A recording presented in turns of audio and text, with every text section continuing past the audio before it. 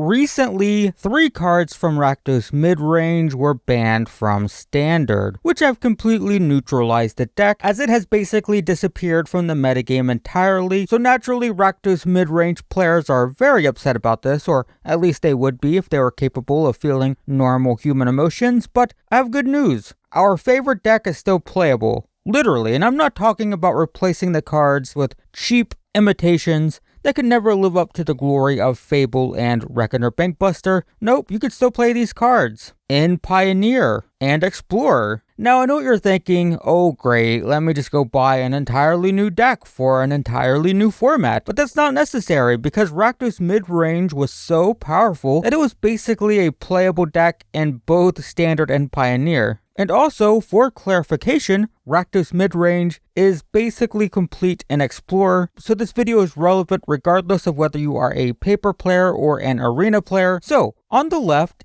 is a pre-ban Standard Rakdos deck, and on the right is a current Pioneer deck list. Now naturally there is a lot of variation between deck lists, so consider these rough examples. Your deck might be different, your Standard deck, but you'll notice that there are a lot of similar cards between the two decks. If we highlight in green the cards that are the same, it might not look that impressive, but keep in mind that a lot of the red cards you see, the different cards, are common and uncommon removal spells, so those are very easy to replace. And you'll notice, again, a lot of the same stuff. Fable and Reckoner Bankbuster are still playable, and the Pioneer deck also plays Blood Tithe Harvester, Graveyard Trespasser, Sheoldred. Not only is this a significant portion of the deck, but there's some very valuable cards that you potentially spent money on for your Standard deck, and if you thought they were useless now or you wasted your money, not the case, you just convert them to a Pioneer deck. Some of the new cards you would need to update your deck would include Bone Crusher Giant, 1 or 2 copies of Misery Shadow, 1 or 2 copies of Kroxa. The Giant and the Shadow are both really cheap. You can pick these up for very little money, so that's good. And while the Kroxas are a few dollars each, most decks only play 1 or 2 copies, so you don't need a full playset. They're like $5 each, but it's not $20 for 4 of them. You only need 1 or 2. As for removal, it's important to remember that every deck is different, so you see a wide variety of removal spells played, and vastly different quantities of those spells from deck to deck. So on the screen is just a list of a bunch of different removal spells that this deck typically plays. The most important and the most expensive is Fatal Push. This one is pretty universal. Basically every deck plays like 3 to 4, and they're like $3 each, so not complete bulk, but the rest is fairly cheap. And also note that while Dreadbore is technically $5, only about 20% of decks play it, and the ones that do only play a single copy, so it's not a must buy. So all of this is very cheap.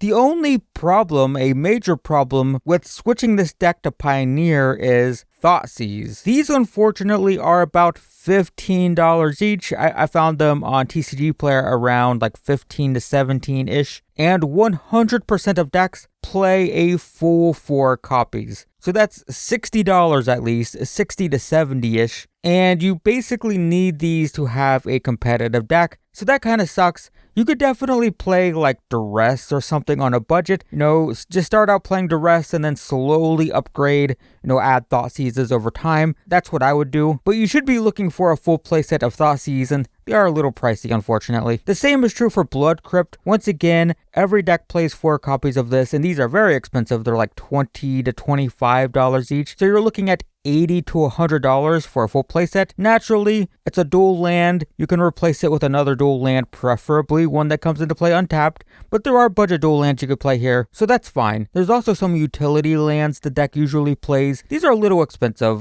Some of them are like up to $10. Technically, there's Urborg, which is like a $40 to $50 land. Very unnecessary. You don't have to buy this, but a lot of these lands are like, the deck will play 1 or 2 copies, and they're like $5 to $10 each, but I would say on a budget, not necessary. They're nice for sure, but if you're just trying to convert your deck to Pioneer for cheap, you can wait on these. Another thing to address is the sideboard, and much like the removal package, of course, with sideboards, there's a lot of variation from deck to deck. So here's a giant list of commonly played sideboard cards and their prices. There are a few expensive cards like Unlicensed Hearse, Leyline of the Void, Liliana of the Veil, but the sideboard should be tailored to your local metagame, so these might not be necessary. And most of the remaining cards are just bulk spot removal. They're removal spells that are very, very good against specific decks, but bad in others. So of course, they're on the sideboard to bring in against specific decks, and most of them are 25 cents or less each. Very cheap to build a sideboard. And that's it. Like, it doesn't take too much. You could build this on a budget without Blood Crypt, without Thoughtseize, for very, very cheap, just to get started, just to get your deck into Pioneer, and then you could slowly upgrade with Thoughtseize later, and it would be very cheap. So yeah, if the bans killed your standard deck, don't fret. You can keep a pretty large portion of your standard deck and just convert it to Pioneer, not only allowing you to play those banned cards, but also protecting yourself against future rotations, right? So definitely try it. Try Pioneer if you're in paper, if you have that option, if there are people that play. Try Explorer if you're on Arena. The format's fun, and with no rotations, you can be a horrible Rakdos Midrange playing monster forever. Enjoy being an absolute terrible person. I know I will. Hopefully that's useful though. I'll leave a deck list down below if you're interested. Thanks for watching, and I will see you in the next one.